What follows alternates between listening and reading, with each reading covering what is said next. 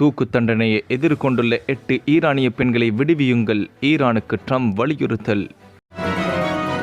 போர் நிறுத்த ஒப்பந்தம் ஏற்படவில்லை எனில் இராணுவம் ஆவலாக உள்ளது, ட்ரம்ப் மிரட்டல். இயேசு சிலையை தாக்கியவர் தொடர்பில் 2 இஸ்ரேலிய வீரர்கள் கைது. உக்ரைனுக்கு ஒருமுறை கூட வரவில்லை, ஜெலன்ஸ்கி கடும் விமர்சனம்.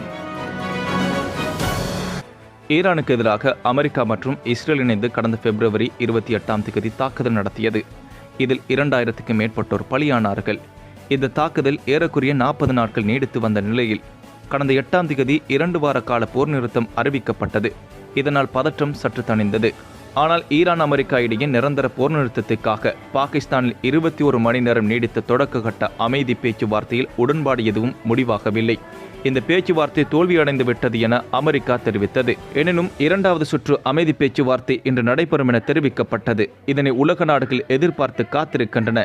2 வார கால போர் நிறுத்தத்திற்கான காலக்கெடு முடிவடைய உள்ள சூழலில் இந்த அமைதி பேச்சுவார்த்தை முக்கியத்துவம் பெற்றுள்ளது. இந்த சூழலில் ஈரானில் தூக்கு தண்டனை எதிர்கொள்ளும் பெண்களை விடுவிக்கும்படி ட்ரம்ப் கோரியுள்ளார்.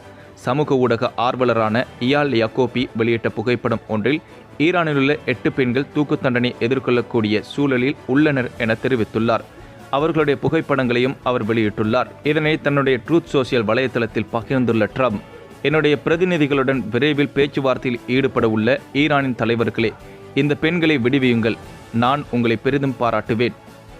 நீங்கள் விடுவித்த பின்னர் அந்த உண்மையை அவர்கள் மதிப்பார்கள் என நான் உறுதியாக கூறுகிறேன். தயவு செய்து அவர்களுக்கு எந்த தீங்கும் ஏற்படுத்த வேண்டாம்.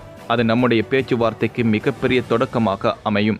இந்த விவகாரத்தில் கவனம் செலுத்தியதற்காக நன்றி என தெரிவித்துள்ளார். ஈரான் அமெரிக்கா இடையே நிரந்தர போர் நிறுத்தத்திற்காக பாகிஸ்தானில் 21 மணி நேரம் நீடித்த தொடக்க கட்ட அமைதி பேச்சுவார்த்தையில் உடன்பாடு எதுவும் முடிவாகவில்லை.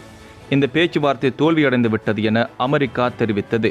2வது சுற்று அமைதி பேச்சுவார்த்தை இன்று நடைபெறும் என எதிர்பார்க்கப்பட்ட சூழ்நிலையில் இதனை உலக நாடுகள் எதிர்பார்த்து காத்திருக்கின்றன. 2 வார கால போர் நிறுத்தத்திற்கான காலக்கெடு முடிவடைய உள்ள சூழலில் இந்த அமைதி பேச்சுவார்த்தை பற்றி அமெரிக்க ஜனாதிபதி டொனால்ட் ட்ரம்ப் இன்று செய்தியாளர்களிடம் பேசினார். அவர் கூறும்போது, பதற்றங்கள் அதிகரித்து வரும்போது புதிய பேச்சுவார்த்தைகளுக்கான நிச்சயமற்ற நிலை காணப்பட்ட போதும் ஒப்பந்தம் ஒன்று ஏற்படும் என அவர் நம்பிக்கை தெரிவித்துள்ளார். அதேவேளை பேச்சுவார்த்தைக்கான கால அளவு அதன் வரம்பை அடைந்து விட்டது என ட்ரம்ப் தெளிவுபடுத்தியுள்ளார். அதனால் வரலாற்று முக்கியத்துவம் வாய்ந்த போர் நிறுத்தம் ஒப்பந்தம் ஒன்றை ஏற்படுத்திக் கொள்ள வேண்டும் அல்லது பெரும் பாதிப்புகளை சந்திக்க நேரிடும். ஏனெனில் அமெரிக்க இராணுவம் போருக்கு செல்ல ஆவலாக உள்ளது என கூறினார். உச்சபட்ச தயார் நிலையில் அமெரிக்க படைகள் உள்ளன. நம்முடைய மற்றும் உலக நலன்களை பாதுகாக்கக்கூடிய ஒப்பந்தம் ஒன்றை நாம் ஏற்படுத்தவில்லை என்றால் நாங்கள் குண்டு வீசப் போகிறோம். அதுவே சிறந்த ஒன்றாக இருக்கும் என்று கூறினார். அமெரிக்க தாக்குதல்கள் ஈரானுக்கு பெரிய அளவில் கடுமையான விளைவுகளை ஏற்படுத்தக்கூடும் என்று அவர் கூறினார். போர் நிறுத்தம் ஒப்பந்தம் ஏற்படவில்லை எனில் உடனடியாக தாக்குதல் நடத்தப்படும் என்று ட்ரம்ப் மிரட்டலாக கூறியுள்ளார். லெபனானில் கோடாரியால் இயேசு சிலையை தாக்கிய வழக்கில் இஸ்ரேலிய வீரர்கள் 2 கைது செய்யப்பட்டுள்ளனர். லெபனானில் தெற்கு பகுதியில் சமூக ஊடகங்களில் இயேசு சிலையை ஒருவர் தாக்கும் புகைப்படம் பரவியது பெரும் சர்ச்சையை ஏற்படுத்தியுள்ளது. இது தொடர்பில் 2 இஸ்ரேலிய வீரர்கள் கைது செய்யப்பட்டுள்ளனர்.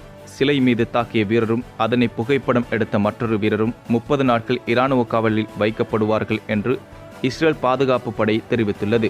இந்த செயலை உயர் அதிகாரிகளுக்கு தெரிவிக்க தவறிய 6 வீரர்கள் மீது தனியாக நடவடிக்கை எடுக்கப்படும் என்று IDF கூறியுள்ளது. அத்துடன் அந்த சிலையை மீண்டும் அதன் இடத்தில் நிறுத்தி சீரமைக்க பணியாற்றி வருவதாகவும் IDF உறுதிப்படுத்தியுள்ளது. ரஷ்ய ஜனாதிபதியை சந்திப்பதற்காக ட்ரம்பின் தூதர்கள் மீண்டும் மாஸ்கோவுக்கு பயணம் செய்ததை விளாடிமிர் ஜெலன்ஸ்கி விமர்சித்துள்ளார்.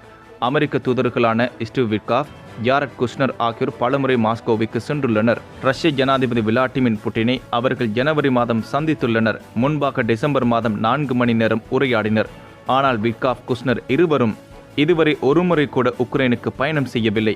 மியாமியில் உக்ரைனிய தூதுக்குழுவினரை உபசரித்தமே தவிர வேறு எதுவும் செய்யப்படவில்லை என்று கூறப்படுகிறது.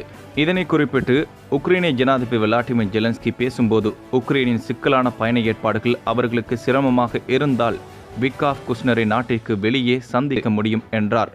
மேலும் பேசிய அவர், ஒருமுறை கூட உக்ரைனுக்கு பயணம் செய்யாதது மரியாதை குறைவானது. நமக்கு சிக்கலான ஏற்பாடுகள் உள்ளன என்பதை நாங்கள் புரிந்து கொள்ள வேண்டும். அவர்களுக்கு விருப்பமில்லை என்றால் நாம் மற்ற நாடுகளை சந்திக்கலாம் என தெரிவித்தார்.